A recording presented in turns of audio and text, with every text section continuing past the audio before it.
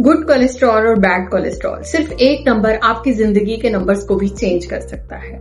हम हमेशा इसी मकमसे में रहते हैं कि जनाब कौन सा अच्छा वाला कोलेस्ट्रॉल है और क्या सारा कोलेस्ट्रॉल बैड कोलेस्ट्रॉल होता है। तो आइए आज इस पे एक शॉर्ट सी बात करते हैं। हमारे पास जो सबसे मेन चीज होती है वो दो तरह का कोलेस्ट्रॉल होता है, HDL और LDL। जहां बात आएगी LDL की, तो LDL वो वाला कोलेस्ट्रॉल है जो कि आपकी खून की शरियानों में प्लैक्स बनाएगा, उनको तंग करेगा और आपको खुदा ना खास्ता हार्ट अटैक, फालिज या गुर्दों की खराबी तक ले जाएगा।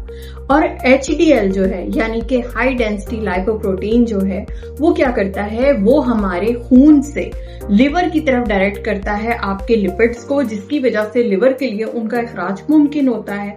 लेकिन एक बात यहाँ ध्यान में रखने वाली ये है कि हाई HDL होने का मतलब हरगिज ये नहीं होता कि वो हाई LDL को भी मैनेज कर लेगा, कि वो यहां से उस कोलेस्ट्रॉल को वहां ले जाएगा। तो दोनों में तवाज़न का होना शदीद जरूरी है। तो आपको जो हाई HDL वाली फूड्स हैं उनमें देसी घी, उसके साथ जो है आपके कंप्रेस्ड ऑयल्स और आपके एवोकाडो ऑयल्स, ये वाले ऑयल्स शामिल हैं। इनकी बहुत थोड़ी मिकदार अगर आप यूज करते हैं तो दैट्स अ गुड फैट, आप इसको यूज कर सकते हैं। गोश्त से हासिल होने वाली चिकनाई जो कि कभी कभार इस्तेमाल की जाए तो दैट्स अ गुड फैट। लेकिन LDL में शामिल होने वाले आपके तमाम कुकिंग ऑयल्स, आपकी प्रोसेस फूड्स, आपकी केन्स फूड्स, ये तमाम चीजें शामिल हैं। तो HDL और LDL का रखें ख्याल अपने दिल की हेल्थ के साथ, ताकि आप सेहतमंद रहें।